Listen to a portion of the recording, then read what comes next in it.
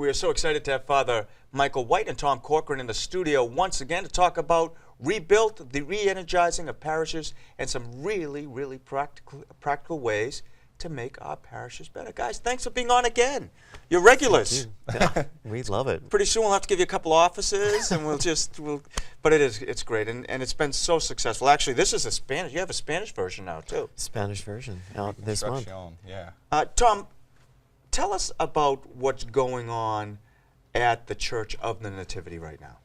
As far as, well, for us right now, we continue to have this revitalization in our weekend experience where it's just an amazing energy that people who are coming each week are bringing. And I think that comes as a result of people just teaming together to create a great environment, that understanding we're trying to create a great environment for people who are not church to come back to church. So serving on our parking team, serving as greeters, serving as host team members, a cafe we have, and just everyone pulling together and bringing the team effort to create a great environment for people to come to church. And Father, share some of the great practical ideas about the physical side of welcoming people into the parishes. Tell us about that. Well, it's a pretty easy, simple thing to do.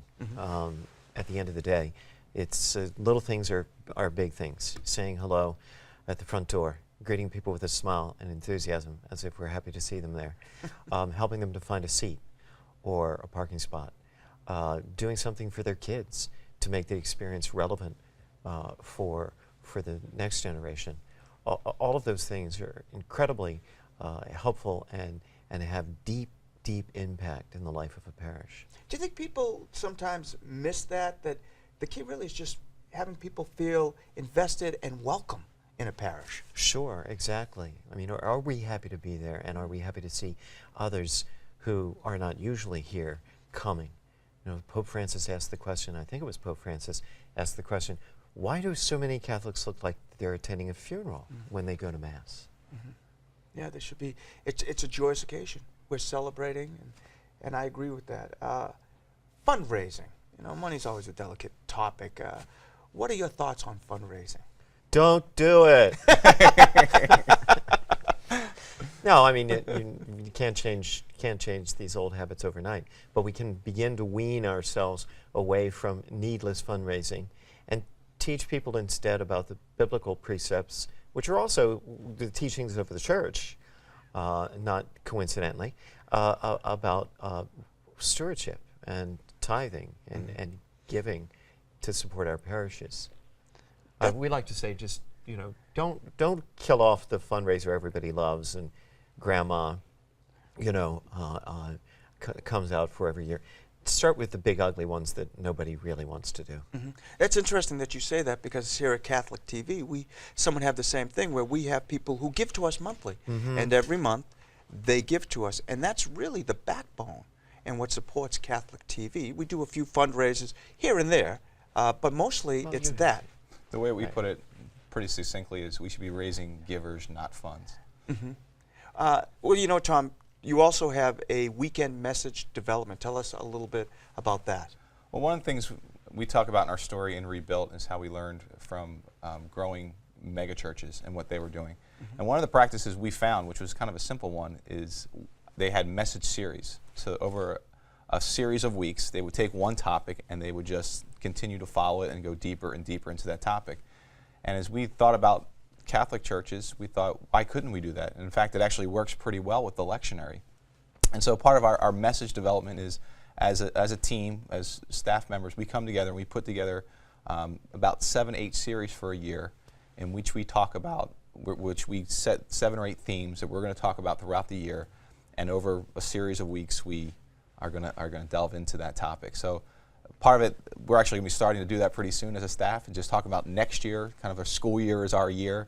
What are the important topics we need to be sharing with the members of our church? And so that begins us to just be able to shape a conversation among our parishioners.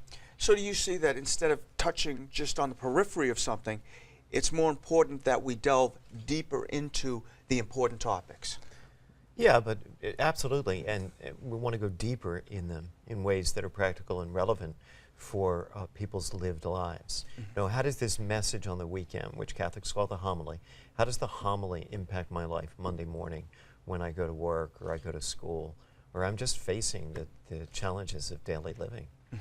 And Father, the chapters on the sacrament of healing really get to the heart of the matter. Can you share this with our viewers? Sure. I mean, we want to provide these sacraments and use them in ways that have an impact on people's lives and bring what they intend, which is the mercy and the healing of our Savior. Do you notice that the more people are being involved, they're being welcomed, the more they want to be part and share this with other people also? Yeah, absolutely. Yeah, so if I feel welcomed at my church, if I feel like it's a place I want to be, if I'm excited and enthusiastic, then I'm going to share that with other people. So we use the analogy often of a restaurant. If you go to a great restaurant and they have good food and good service and a great environment, you're going to tell people about that. Yeah. That just happens naturally. Well, evangelization is going to happen naturally, organically, when our churches come together to create great environments and a great place to come to know God and a great sense of community. People are naturally going to share that with others. They're not going to keep that to themselves.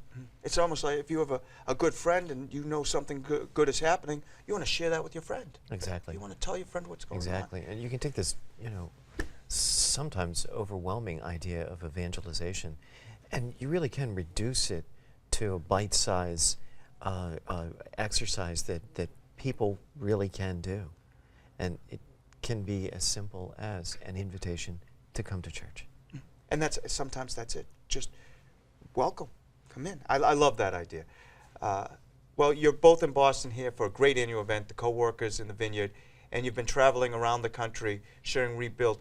What's your impression of the U.S. church? Because we see the great things going on in your church and some of the other churches, but what's your impression of the U.S. church? Well, I think that what we have been so surprised and humbled by as we've traveled around the country is just the love that people have for their church, for the Catholic Church, but for their parishes particularly, and how eager they are to learn and grow in becoming more effective in their communities. I think we've both been really taken aback by that. That's most humbling as someone who ultimately does work for the church, humbled by people who are volunteer members of their church, and they love the church and are willing to sacrifice and give to it and want to see it succeed. That is very humbling. Do you think that people have the wrong perception of the church who are outside of the church? Because I have to tell you, when I go to Mass, I see younger people are there now. I see it more vibrant, and yet I don't get that message communicated outside of the church. How do we do that with books like Rebuilt and things like that? I put a plug in there for you, Father. Thanks. I mean, I think we have to acknowledge some is true, and we have to improve and get better. And so, I think the best thing is for us to make our parishes better. That's where people experience the church. And sure, there might be some negative stereotypes out there that some are true, some not true. That we need to, but if we do what we can do in transforming our parishes and making them great communities, then we'll change that over time. And where can people get Rebuilt, Tools for Rebuilding, all of these great books? Where can they get, and the Spanish version, of course, where can they get them?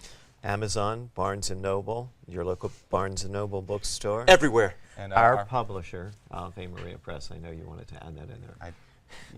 They're so good to us. We always want to They're support good to them. us, too. Good. So we'll give Ave Maria Press. Well, guys, thanks so much for being with us, as always. And, Father, thank you for doing the Mass the other day. Very Thank much you. appreciated Very celebrating much. the Mass. Keep Very up the good, great Anna. job.